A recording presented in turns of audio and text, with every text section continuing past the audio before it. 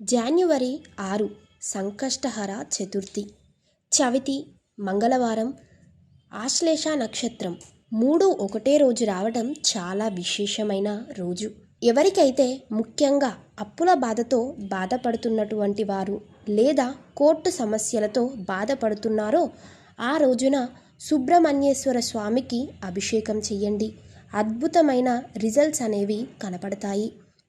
ఎవరైతే గృహయోగం కోసం ట్రై చేస్తున్నారో, బిజినెస్ కావాలి, మనీ కావాలి అనుకుంటున్నారో ఆ రోజున సాయంత్రం గణపతికి అభిషేకం చేయాలి. ఆవు పాలతోనూ గరికతోనూ బెల్లం నివేద పెట్టి అభిషేకం చేయండి.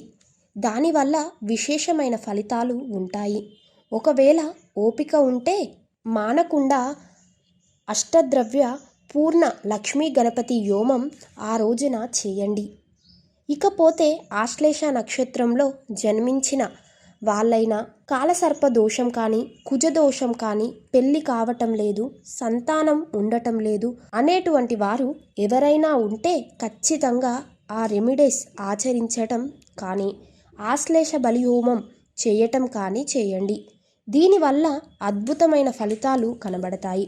ఒక పక్క బిజినెస్కి సంబంధించి, మరో పక్క కుజదోషానికి సంబంధించి, ఒక పక్క ఆశ్లేష నక్షత్రం ఎవ్వరూ కూడా మిస్ అవ్వకండి.